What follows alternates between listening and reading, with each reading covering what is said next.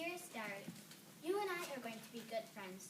I will tell you all the things that are happening so that we can keep in touch. Before I tell you anything, I shall introduce myself. My name is Rose, or Phelan in my language.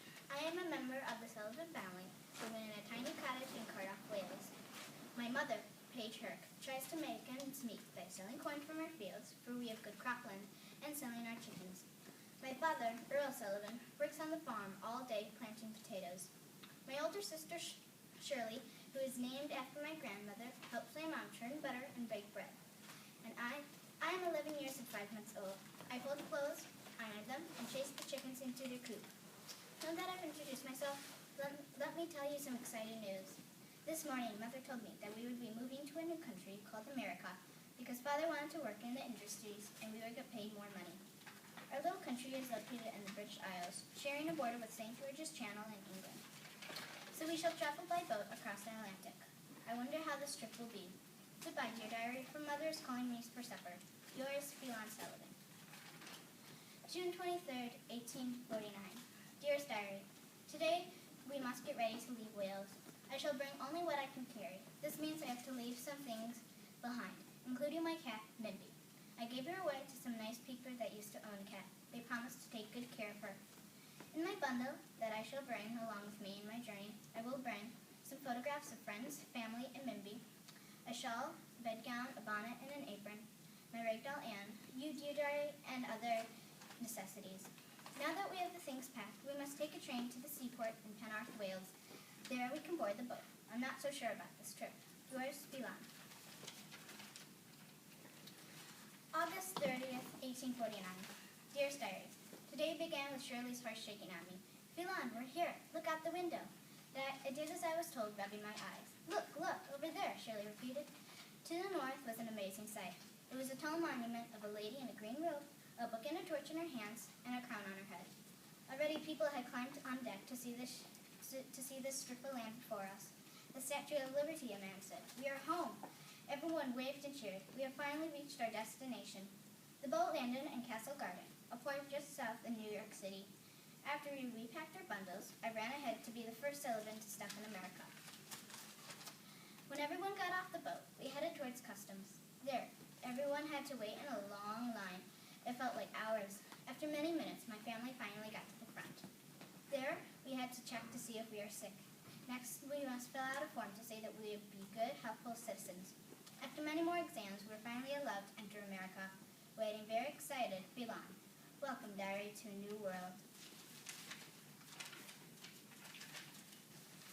October 17th, 1850. Dear diary, I am writing to you 1 year later from my last entry. Father has made money for the family once again.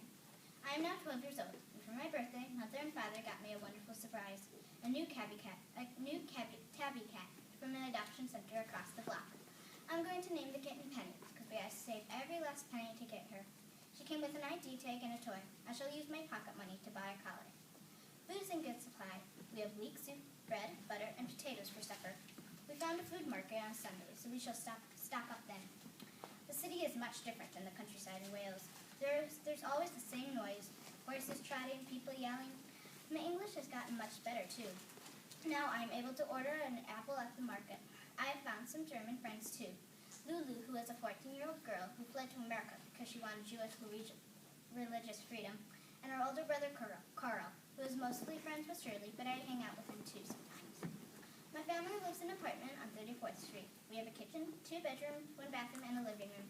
Same as we had in Wales, but more spacious. Yours, Phelan. And I have my family tree. So this is Grandma Shirley Herc. She died in 1845 at the age of 99. And we have Grandpa Afallen Herc at the age of 95. And then they got married and had Paige Herc at the age of 36 and Olivia Herc at the age of 48.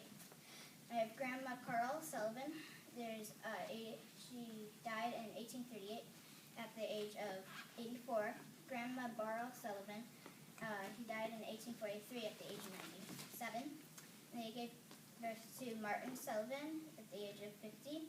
Barrow Sullivan, who's 62, and Earl Sullivan, who's 59. And then Paige Herc and Earl Sullivan got married to Shirley Sullivan, who's 28, and Phelan Sullivan, who's 11. And here's a map of Wales. So the red part is England, and then the yellow part is Wales, just so you know. And then in my bundle, I can open it.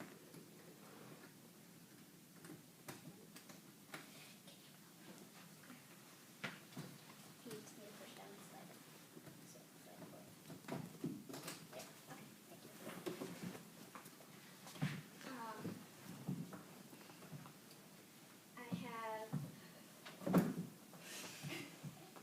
I have my rag doll Anne.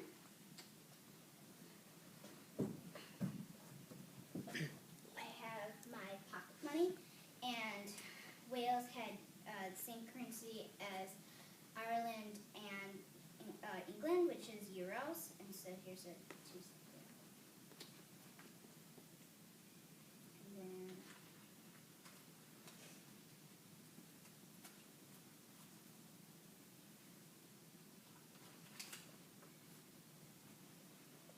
it's a tiny thimble, but I brought a thimble because a woman sewed.